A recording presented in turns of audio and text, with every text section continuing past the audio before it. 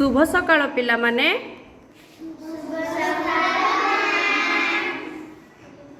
अच्छा वर्तमान आमे गोटे कहानी सुनिबा। से कहानी ना हैला रंभा नुआ जगह देखिला हैला। तो एही कहानी रे आमर विभिन्न चरित्र रही जेपरी रंभा एवं तांको माँ पंचायत ऑफिस रे सरपंच बाबू बसिछंती एवं किछि खंड गाँर किछि सदस्य माने आउ प्राथमिक सरकारी मेडिकल जेउठारे डाक्तर बसिछंती नर्स अछंती एवं रोगी चिकित्साधीन अछंती। ताहले आमे वर्तमान कहानीटी को आरंभ करिबा।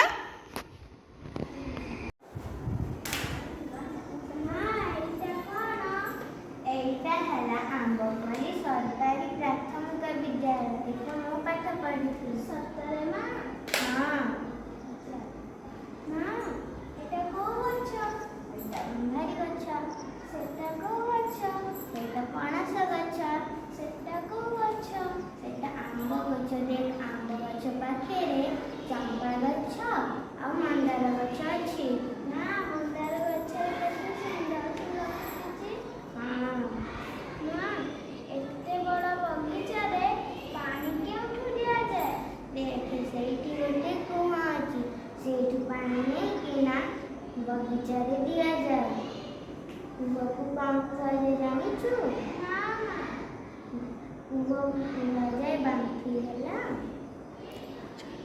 अच्छा मां मैं के खेलबी जानू से भाषा रे के खेलबी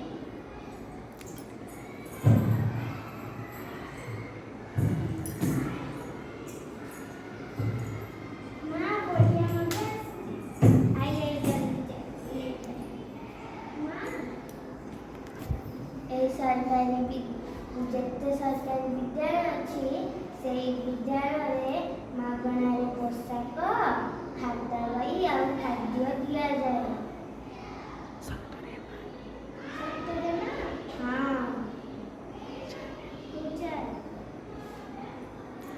वर्तमान रंभा एवं तांको माँ विद्यालय रे विभिन्न प्रकारर प्राकृतिक जिनस देखिला परे से माने माउसी को देखा बाहरिले।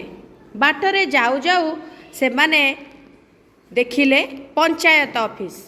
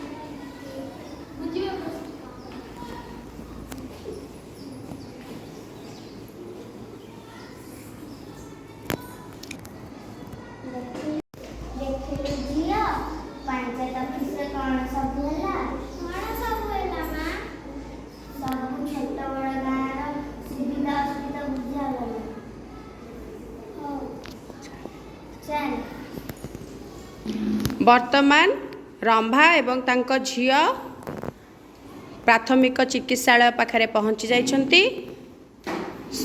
ରମ୍ଭା ଏବଂ ତାଙ୍କ ମା ଆଉ ଚିକିତ୍ସାଳୟରେ ଡାକ୍ତର ବାବୁ ରହିଛନ୍ତି, ନର୍ସ ଅଛନ୍ତି, ଆଉ ରୋଗୀ ବି ବିଛଣାରେ ସବୁ ଶୋଇଛନ୍ତି।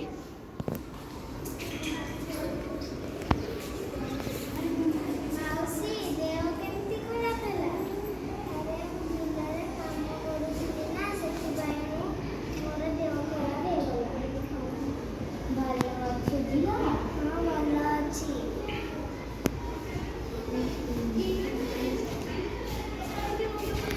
ଆଚ୍ଛା, ହଁ ଭଲ ଅଛି। ଆଜି ଟିକେ ଦେଖିଦେବା, କାଲି ତୁମେ ଇଞ୍ଜେକ୍ସନଟା ଲଗେଇକି ଆଜି କାଲି ମଉସୀକୁ ପଳେଇଯିବି। ଆଜି ଇଞ୍ଜେକ୍ସନଟା ଲଗେଇଦିଅ।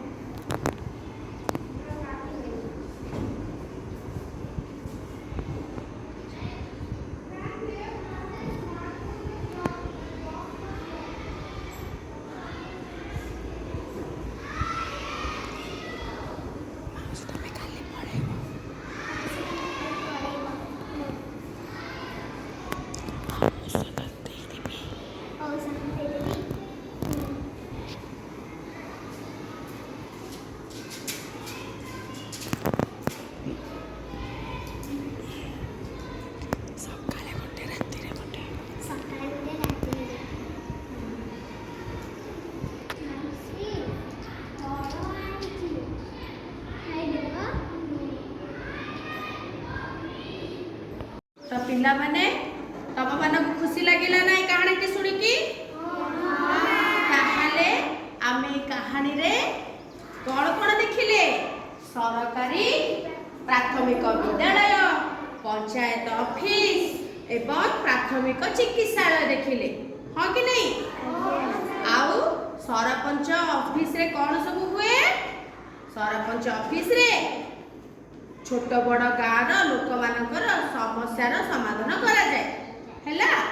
ଆଉ ଏହି ବିଷୟରେ ଆମେ ବ ଭ ପ ଫ ଯୁକ୍ତାକ୍ଷରର କିଛି ଶବ୍ଦ ମଧ୍ୟ ଜାଣିଲେ। ଧନ୍ୟବାଦ।